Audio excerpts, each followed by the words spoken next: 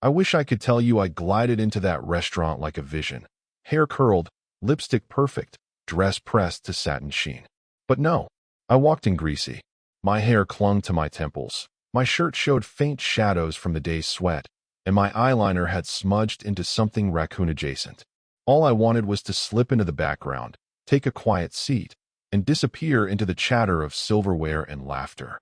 But the moment I stepped through the doorway, his eyes found me. My husband, still just my fiancé then, but in his mind, already my keeper. His jaw tightened, lips pressed thin, and before I could even greet anyone, he hissed it under his breath. "You're embarrassing me again." Again.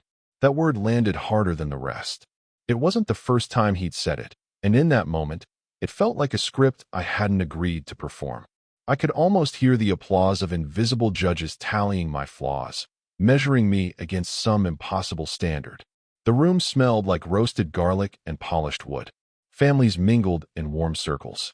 Laughter rose and fell like waves. But for me, everything shrank down to the sharp sting of his whisper.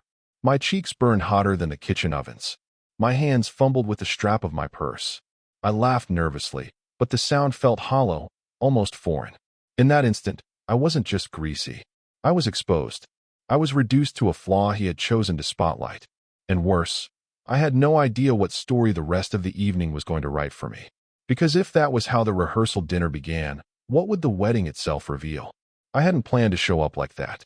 I swear I hadn't. The day had simply swallowed me whole. Between last-minute errands, helping my mother with seating charts, and making sure his cufflinks were polished, I forgot about myself. My hair had gone unwashed one day too many. My blouse bore the creases of rushing, and my skin gleamed with the fatigue I couldn't scrub away in time. I remember staring at the mirror before leaving. For a split second, I considered running late, stealing 10 minutes to shower, to breathe. But the clock scolded me, and I chose punctuality over polish. Better they see me a little undone, I told myself, than see me not at all. That decision seemed harmless in my bathroom. But under the dim chandeliers of the restaurant, it became my undoing. His friends' wives with their soft curls and manicures clustered in one corner. My cousins, dressed to impress, snapped photos for Instagram. I walked among them like a ghost of someone who had forgotten how to belong. When he whispered those words, "You're embarrassing me again," it wasn't just about my appearance. It was about every moment that had stacked before this one. The time I'd spilled wine at his boss's dinner. The time I'd laughed too loudly at a joke no one else found funny. The time I'd worn sneakers when everyone else wore heels. Each mistake replayed itself in the back of my mind, stitching together a tapestry of shame. But here's what no one knew then. Those little moments, those tiny humiliations, weren't accidents. They were symptoms. Symptoms of something larger, heavier, something I had been ignoring for too long. And that rehearsal dinner? That was the night it started to unravel. It was during the toast that the unspoken rules of the night revealed themselves to me. Every clink of a glass felt like a cue, every laugh like a test. I wasn't just a guest at dinner, I was on stage. And the audience wasn't forgiving. His mother's eyes darted to my hair. His best man scanned my outfit, and every time I shifted in my seat, I swore I heard whispers ripple across the tablecloth. Rule number 1, be perfect. Sit straight, smile politely, never falter. Rule number 2, never outshine him. His story, his charm, his accomplishments should fill the room. Rule number 3, contain yourself. No messy hair, no misplaced words, no emotions too loud or too raw. It hit me like a riddle disguised as etiquette, a puzzle I hadn't realized I was solving for years. I thought relationships were about love, about compromise. But here, in this dimly lit room, I understood what he really wanted, compliance. The breadbasket was passed around, and as I tore a piece free, my fingers trembled. I realized how much effort I had been pouring into keeping myself small. How I had learned to double-check my laugh, to soften my opinions, to dress in ways that wouldn't attract commentary. All because of that one constant refrain, "You're embarrassing me." It was more than a rule, it was a cage. A cage I had been decorating with flowers, pretending it was a garden. And that night, as glasses of wine emptied and the stories grew louder, I began to see the cracks in the rules. Cracks that whispered, maybe I wasn't the problem. Maybe the problem was the stage he had built, and the part he kept forcing me to play. Once the rules became clear, My mind began testing them like hidden doors in a maze. What would happen if I broke one? What if I stopped shrinking? I started with small rebellions. When his aunt asked where I'd bought my dress, I could have mumbled something modest. Instead, I smiled wide and said, "Oh, this old thing? From the clearance rack. I practically stole it." The table chuckled politely, but I caught the flicker of disapproval in his eyes. A strike against rule number one. Later, when his college buddy launched into a story about their wild fraternity days, I laughed too loudly.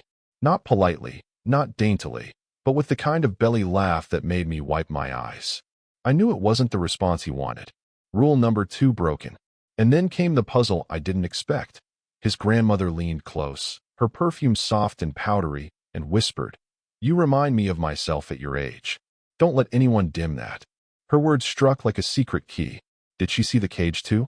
Had she once been asked to stay quiet, stay polished, stay smaller than she was? Each conversation became a riddle. His sister's sideways glance, was it judgment or envy? His best friend's smirk, was it amusement or pity? The more I tested the edges, the more I realized the rules weren't natural laws. They were inventions, fragile inventions, held together by his disapproval and my willingness to obey. By dessert, I could feel the tension vibrating between us like a wire pulled too tight. I was greasy, imperfect, too loud, too much. And yet, for the first time, I wondered if being too much was actually the point. Because maybe, just maybe, I wasn't supposed to solve his puzzle at all. Maybe I was supposed to break it wide open. The turning point didn't come with fireworks. It came with a single, ordinary photograph. One of his cousins had pulled out a phone and insisted on a group picture. Chairs scraped, people shuffled, wine glasses were set aside. I was ushered into the frame, standing right beside him, shoulder to shoulder, as if we were the perfect, smiling couple everyone expected. The flash went off. When the photo was passed around, I caught a glimpse of myself on the screen. My hair clung limp, my face shone with the day's exhaustion, and my smile, oh God, my smile looked brittle, like it was held together by thread. Next to me, he was immaculate. Crisp collar, practiced grin, posture of a man rehearsed in the art of appearing flawless. And yet, as I studied the picture, something shifted. Yes, I was messy, but I looked alive, real, human. There was warmth in my eyes, even if they were ringed with smudged eyeliner. There was something raw and undeniable about the woman in that photo. Someone who existed beyond rules, beyond whispers, beyond cages. That's when it hit me. He wasn't embarrassed by my grease or my flaws. He was embarrassed by my refusal to edit myself into his script. The word, again, "You're embarrassing me again," came back to me like a drumbeat. Again, again, again. I had been carrying that shame as if it belonged to me. But in that frozen digital frame, I saw the truth. It wasn't mine to carry. For the first time, I wondered, if this was the rehearsal dinner, what exactly were we rehearsing for? A marriage, or a lifetime performance where I would never get to be myself? The photo wasn't just a snapshot. It was a prophecy.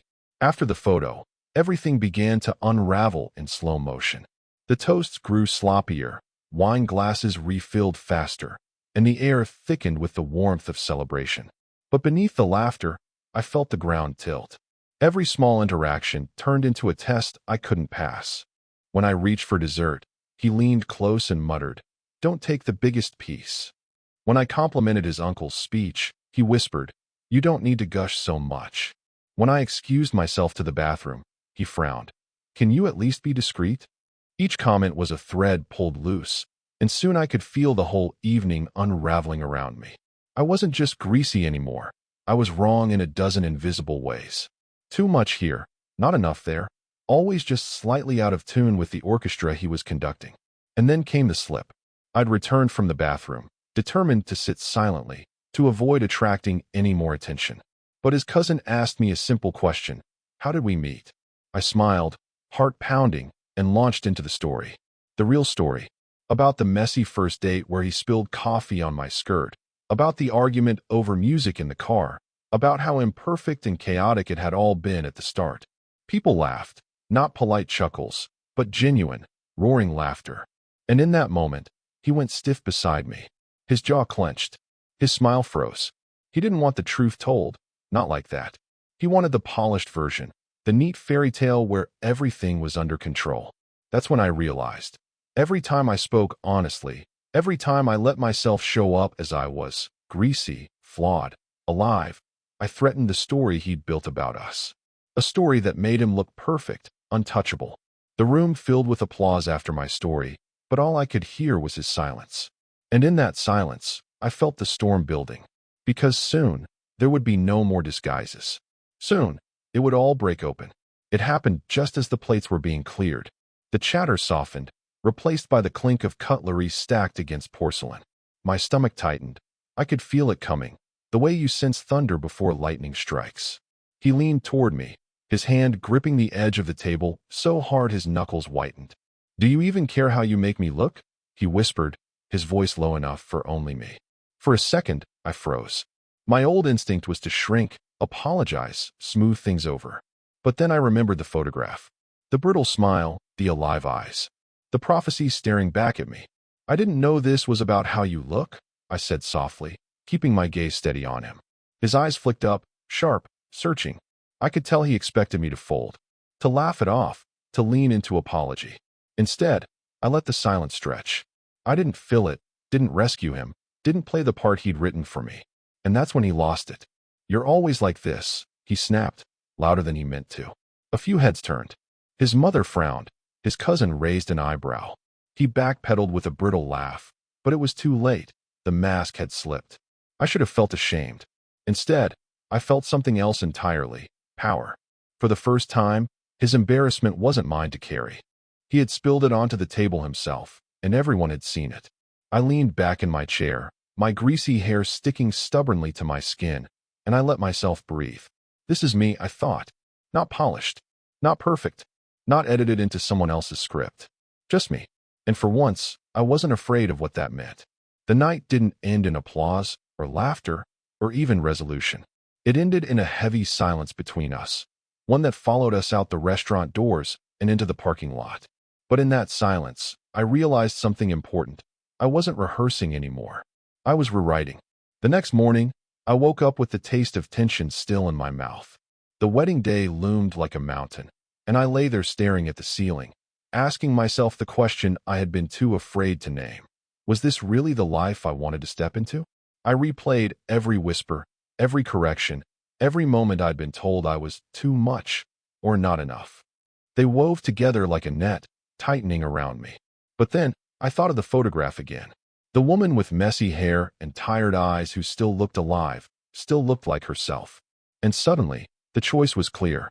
It wasn't about whether I embarrassed him.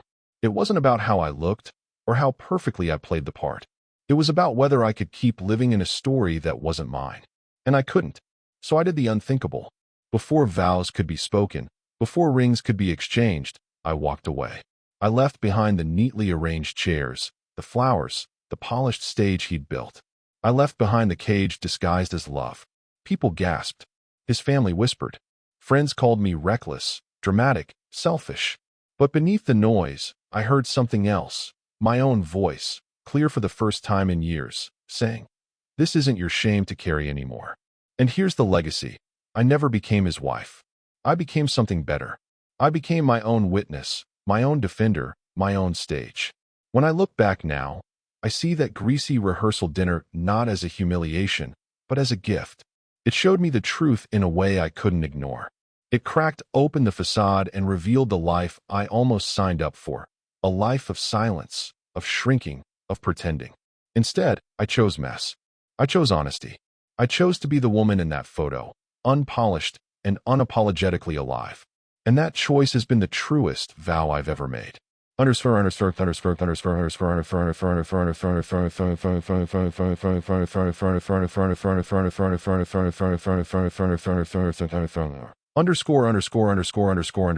Sometimes I wonder how people remember that night. Maybe his family still tells the story of the fiancée who couldn't get it together, who ruined the rehearsal dinner with her loud laugh and greasy hair. Maybe some of them even pity him, imagining that he dodged a bullet. But I know the truth. That night wasn't my humiliation. It was my liberation. Walking away didn't mean I was weak or selfish or incapable of marriage. It meant I finally understood that marriage, real marriage, doesn't require you to disappear. It doesn't demand you to be smaller, quieter, smoother.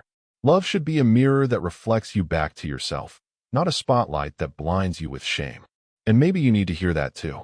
If you've ever been told you're too much, if you've ever been made to feel like your messy, human self is an embarrassment, remember the greasy girl at the rehearsal dinner. Remember the brittle smile in the photo and the fire she found in her own eyes. You don't need to rehearse someone else's script.